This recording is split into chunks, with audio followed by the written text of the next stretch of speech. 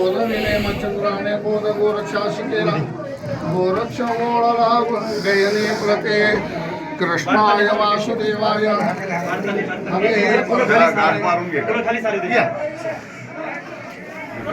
कृष्णाय कृष्णाय गोविंदाय नमो नमो नमः सर्वमंगलमांगल्ये शिवे सर्वार्थसाधिके शरण्ये त्र्यंबके गौरी नारायणे नमोस्तुते सकलपूजार्थे श्री सद्गुरु गैनीनाथ महाराज रुक्मिणी पांडुरंग देवताभ्यो नमः सर्वोपचारार्थे गंधाक्षर पुष्पैः संपूज्य नमस्कारं करोमि।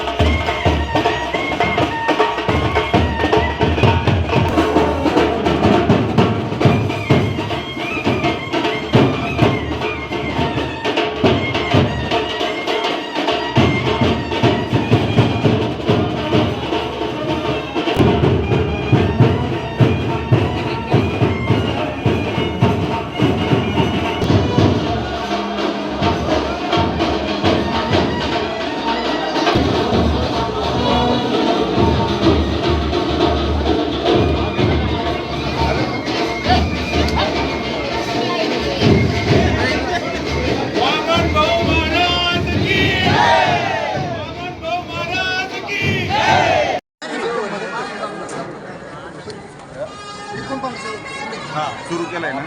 हां सुरू घूम दिसत नाही लावून नीट बोल का एक मिनिट थांबा ते बंद करायला लावा ते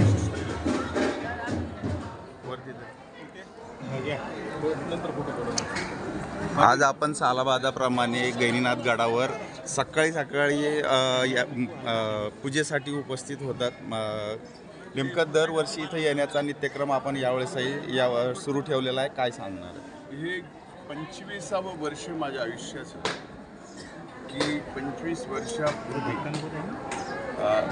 आदरणीय विठ्ठल बाबांनी मला या ठिकाणी आदेश दिला की पुण्यतिथीची जी महत्त्वाची मानाची पूजा ती या ठिकाणी माझ्या हस्ते होती।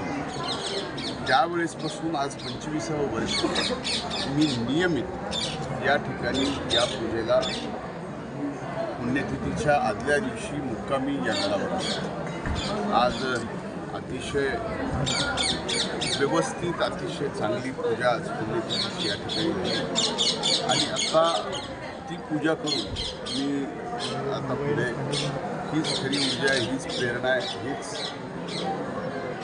पुढे समाजात राजकारणामध्ये लोकांची सेवा करण्यासाठी ताकद ती घेऊन पुढे निघा। व पुढच्या वर्षी 50वा पुण्यतिथी सोहळा आहे। महाराजांची चर्चा झाली त्यांनी कशा पद्धतीने हा सोहळा नाही महाराजांनी आणखीन पूर्ण याबाबतची चर्चा केली नाही।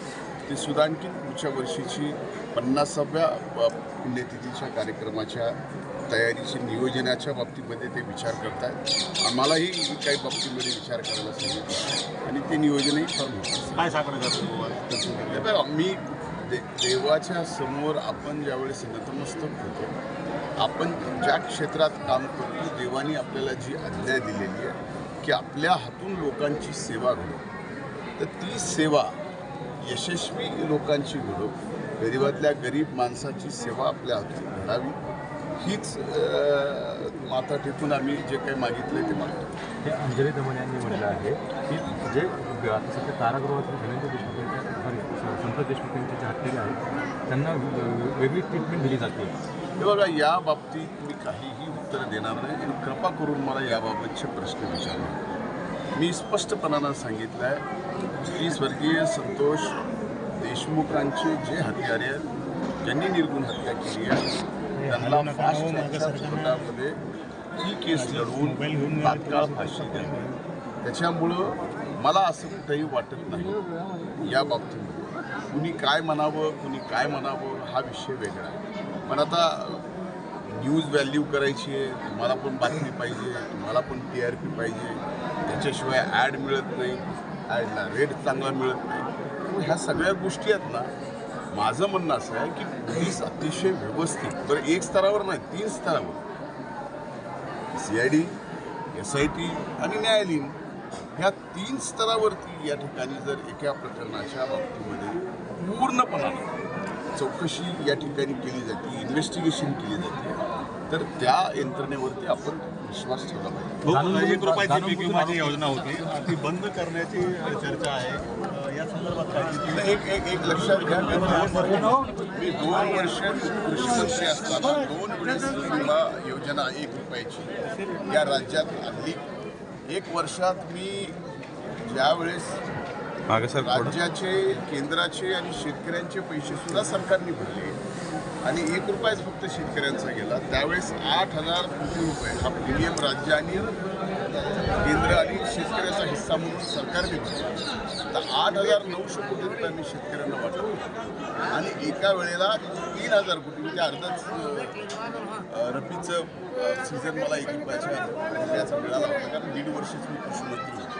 11,000 कोटी रुपये आपण 1 रुपयाच्या पीक विम्यातून शेतकऱ्यांना दिले. आता त्यावेळेस ज्या कंपन्या काही शेतकऱ्यांना जाणीवपूर्वक अडचणीत आणण्यासाठी प्रयत्न करत असताना मीच माननीय आयुक्तांना एक पत्र दिलं होतं की जर अशा पद्धतीच्या पीक विमा कंपन्या अडचणीत आणत असतील तर जसं काही राज्य पीक विमा कंपनीच्या या योजनेच्या बाहेर गेलेत, मग गुजरात असेल, अनेक असतील, तसं वेगळा पर्याय शेतकऱ्यांना विम्याऐवजी वेगळा पर्याय देता येऊ शकतो का? तर आयुक्तांच्या, त्यावेळेसच्या कृषी आयुक्तांच्या अध्यक्षतेखाली एक वेगळ्या पर्यायाचा विचार होऊ शकतो का, यावर अभ्यास करून त्यांनी अहवाल द्यावा, एवढं मला माहिती आहे. याच्या पुढे मला माहिती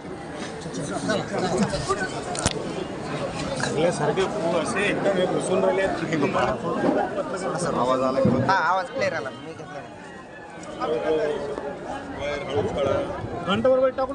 नाही, फाईट जाणारच नाही, फाईट जातच नाही तर कसे टाकणार.